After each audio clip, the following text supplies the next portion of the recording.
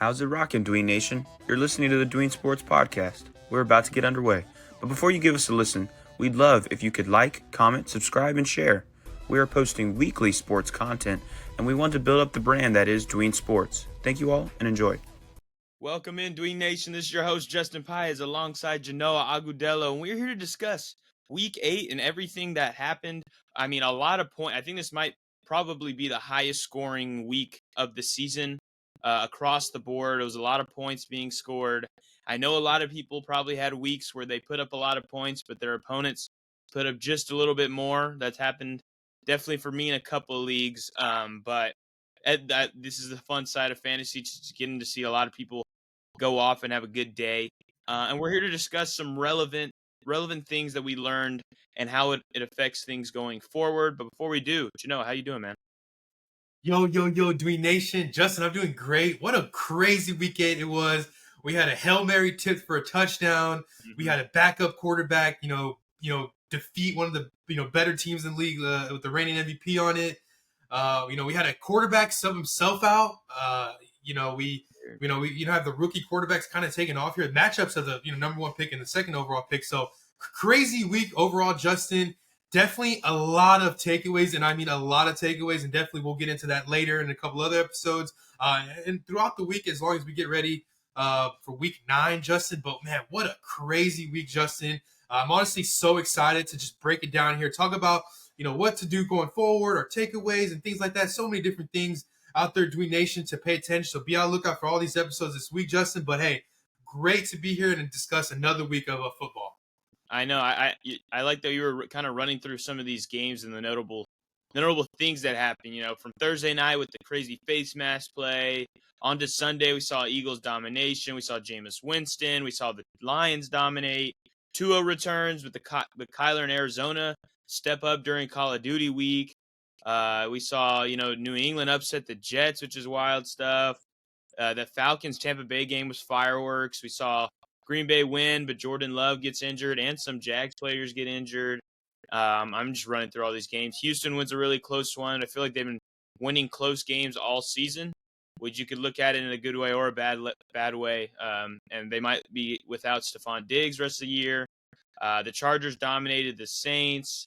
The Seattle did what you were talking about last week with Geno around, kind of sucking, not being a good quarterback. We saw the Bills dominate. James Cook dominated.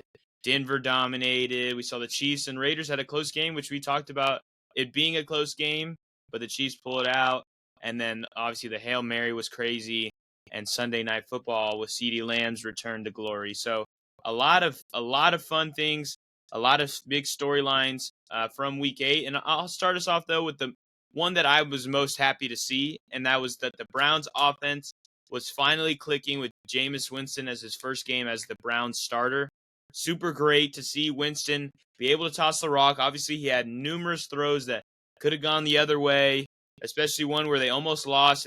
He threw one, overselled the receiver right into Kyle Hamilton's hands, and he just dropped a wide open interception, which would have ended the game. But instead, the Browns scored a touchdown and beat Baltimore. So Jameis Winston, though, this kind of is just an appreciation post for fantasy.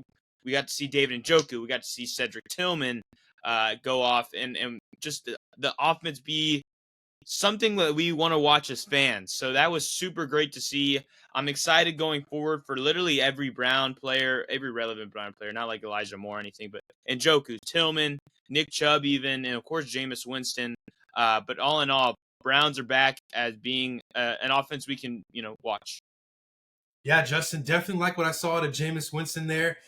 Put on an unbelievable effort there. But we kind of expected this, Justin. A couple weeks ago, we were calling for Deshaun Watson's job before he got hurt. And you and I were kind of discussing it. We think that everybody kind of benefits going forward with a guy like Jameis Winston. The guy does not care. He's going to throw the ball, no matter if he just threw an interception. He has very short-term memory, which is great if you're an NFL quarterback. And he went out there and he put on a show there in Cleveland. I know the Dog Pound was very excited to beat their, divisional rivals there in Baltimore. And Lamar Jackson had a great game himself, to be honest. Derrick Henry, had a pretty decent game. And, Jameis Winston was able to get the best out of him. And now, Justin, this, you make a great point here that the Browns offense is going to make a lot of fantasy managers happy, because now Njoku is now back on the rise of being a top 5 to 7 fantasy tight end day, or tight end on tight end day. And I love David Njoku going forward. He's now a must start with, as long as Jameis Winston is the quarterback. We were a little concerned they're going to put in Thompson as the quarterback early last week, but we don't think Thompson really gives the Browns enough promise as far as fantasy. So definitely love, and you can pick up, guys from the Browns receiving corps now. And it also helps Chubb. I know Chubb didn't have, he was a little quiet, yesterday's game against Baltimore. They are a really good rushing defense, and they do have another tough, defense to play next week. But Nick Chubb, he's still in the league running back. I do think in the next couple weeks, we are going to see a big, breakout Chubb game. It's just only a matter of time. He's still getting back on his, knees and stuff like that. Definitely love the Browns going forward. They have a matchup now against the Chargers now, Justin, which is a very, very unique matchup. Very interesting, because Jameis kind of threw all over the Baltimore defense. They've been kind of on and off this year. But you know what? This Chargers defense is legit as well. So very interesting going into week 9. But my takeaway, Justin, kind of happened in one of the craziest finishes we ever seen in Washington. But Justin, part of me was thinking, that Hail Mary could have been avoided. Obviously, the cornerback and Stevenson got a little cocky and didn't get on defenses as early as he could. But Justin, I feel like Chicago really could have scored more points and could have avoided this all around, Justin. My takeaway is that Chicago really is only good fantasy-wise at home, Justin. And that's because, I think Caleb Williams he's kind of struggled on the road there. He scored, his first couple road games, it came week 2 at Houston against my Texans, only scored 13. He had a really good fantasy game in Indianapolis that following week on the road, but he only scored 16 points there. And then yesterday, they do go to Washington, and that defense is hot, probably one of the more hotter defenses in Washington in the league. We're only able to score 15. And one thing that is different from Caleb Williams and this offense compared to other offenses, they have a ton of talent. Caleb Williams has the arm strength. There's Keenan Allen. There's Rome Odunze, who's struggling, and DJ Moore there we haven't heard from. And Cole Kmet, I feel like he's very underutilized there, Justin. They have pretty good backs. They have DeAndre Swift, who did score yesterday. They have Roshan Johnson, who also scored. But, Caleb Williams wasn't really able to do anything, through the passing game.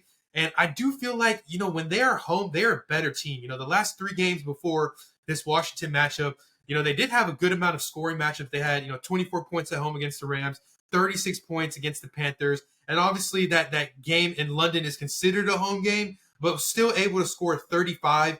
I think some road games, Caleb, in this offense is very unreliable here. And so I'm thinking that maybe going forward, that maybe Caleb Williams, as far as Caleb Williams and his pass catchers, are really more reliable at home there, Justin.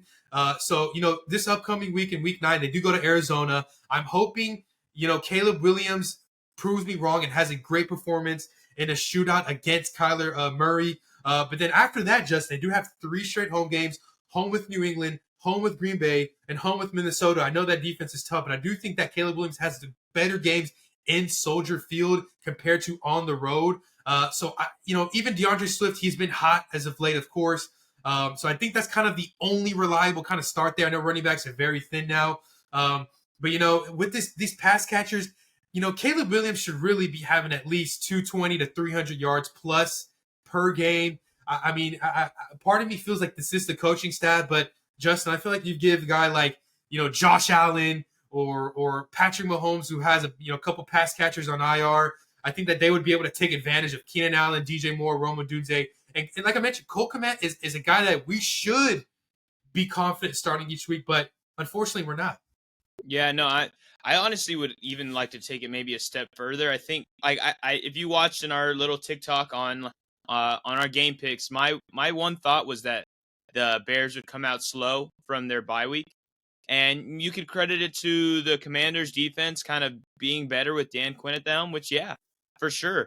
But I think that with the Bears not having any divisional matchups yet this season, they're about to run into the whole thick of that where it's, I don't know. And all 3 teams I think are better than the Bears are right now.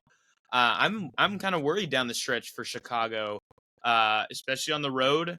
But I think it's going to get a little tricky, and I still want to rest on the thought that that we've been talking about literally since January, that the Bears coaching staff is the problem for this team.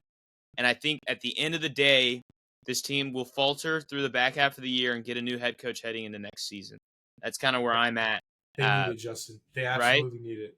So I like your take there, though. I think that they're going to struggle, and they have. Moving to my next take, and I think it's even with the the season-ending injury for Chris Godwin and the hamstring injury for Mike Evans, the Tampa Bay Bucks will still be one of the scrappiest teams all season. They will be in just about every game that they play, and I think that you can still count on Baker. You can still count on the two running backs, and it looks like you have a new guy that you can count on every week in Cade Otton. So I expect Tampa Bay to still be in just about every game that they play. Their offensive scheme, we thought with Dave Canales leaving that it would falter, but really Liam Cohen has been very good at making this offense successful, and they're scoring points, man. They're scoring 26, 31, 51, 30, 33. Those are the last 5 games, and 37 in the first week. So I think that they're going to be putting up points.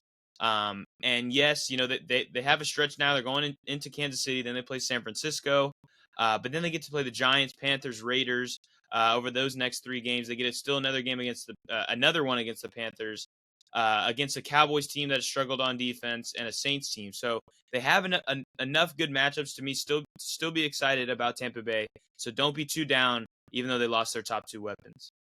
Yeah, Justin, I'm going to agree with you as well. This Tampa Bay Buccaneers, I bet you a lot of people were, probably expecting to wanting to start Falcons defense this past week. Now that, they've lost Mike Evans for the next couple weeks, and Godwin is unfortunately out for the year now.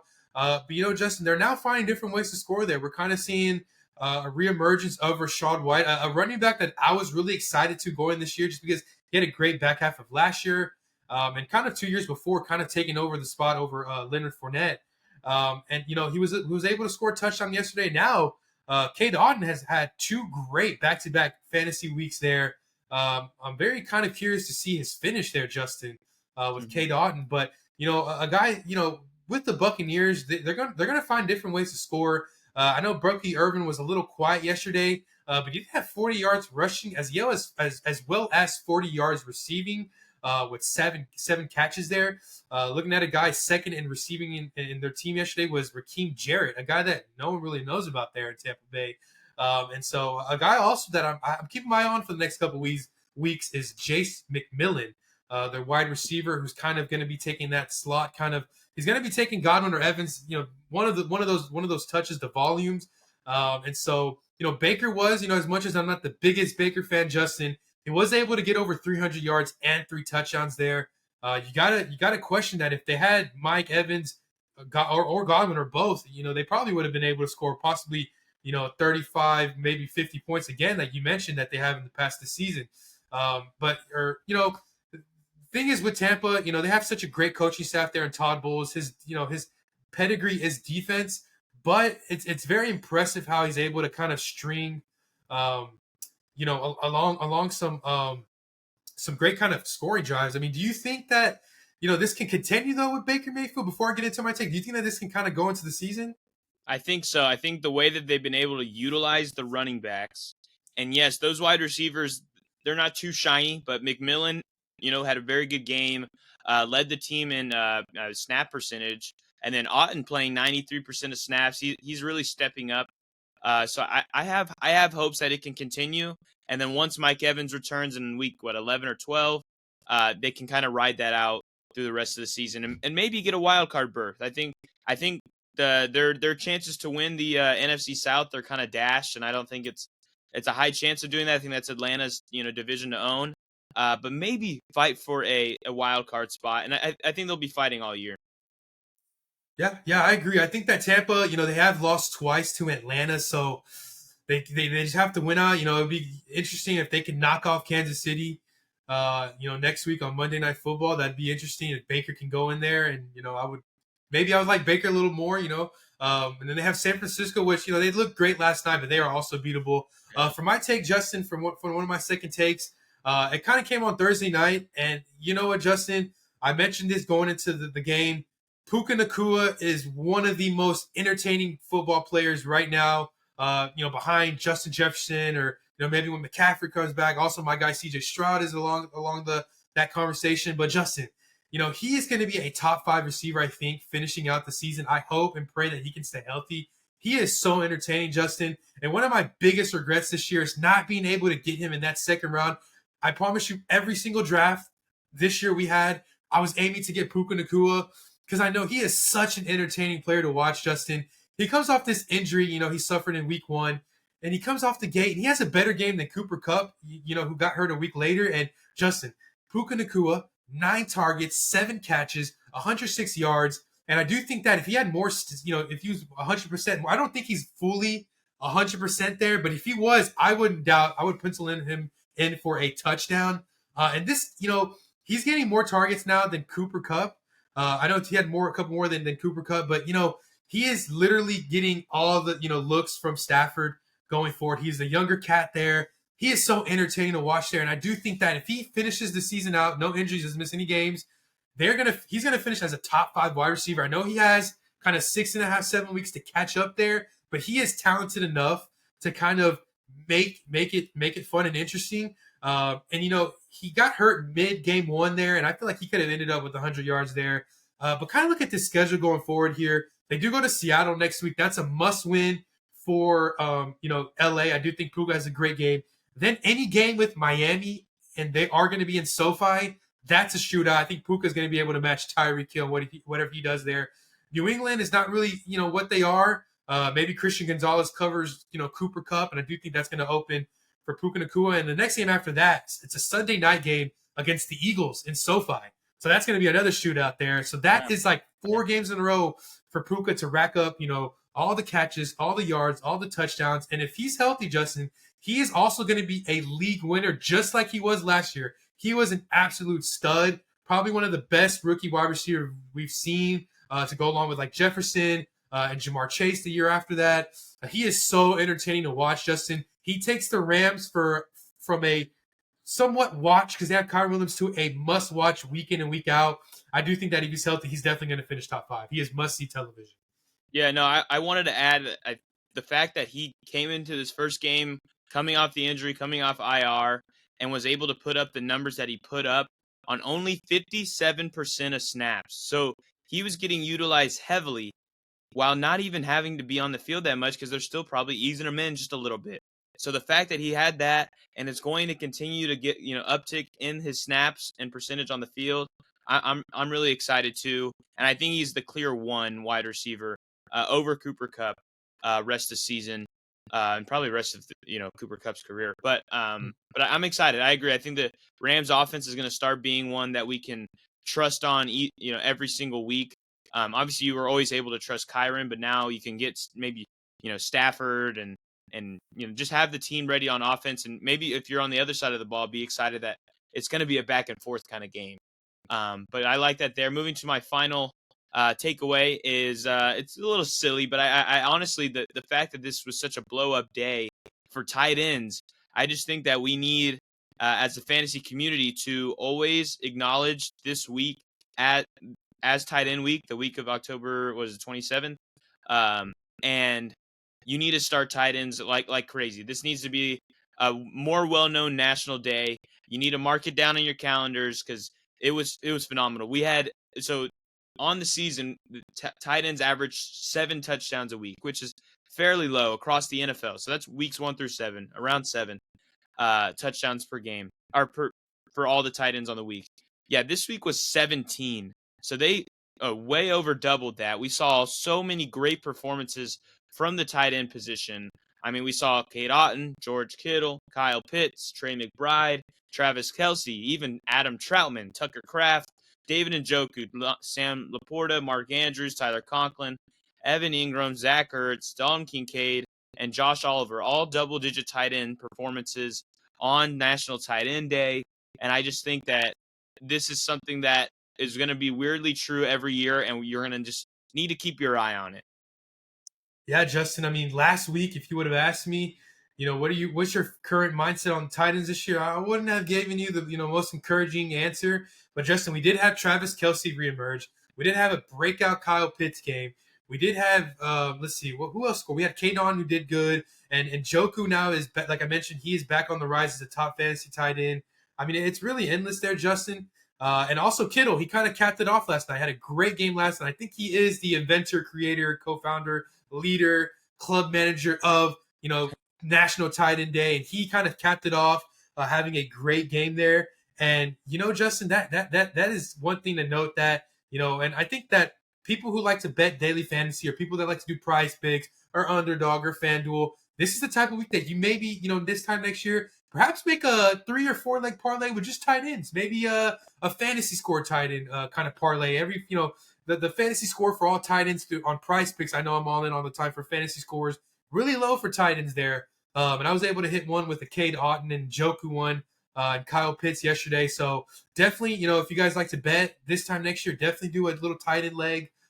You might be able to make some cash there, Justin. But for my takeaway of my final takeaway of the day, it's on Philadelphia, Justin. You know how much I love those Eagles. I'm a Texans fan first at heart, but I have that sweet spot, that sweet little love for that team in Philadelphia. I love those Eagles, Justin. And you know what? I think they're about to take off. That's my take. They had a coming out party for the ages. I thought yesterday they were going to go back and forth with Cincinnati. Maybe T. Higgins not being there kind of affected it a little bit with Joe Burrow, and that was the only reason why they were able to only score 17 points. But Justin, they scored 37 on the road, and going forward, they literally have a nice schedule fantasy-wise. They do have a home game next week against Jacksonville. Probably one of the worst defenses to go against. I think Saquon's going to eat. AJ Brown's going to eat. And then they do go to Dallas the week after that. And Dallas, at home, they do go to Dallas. Dallas at home is one of the worst teams at home.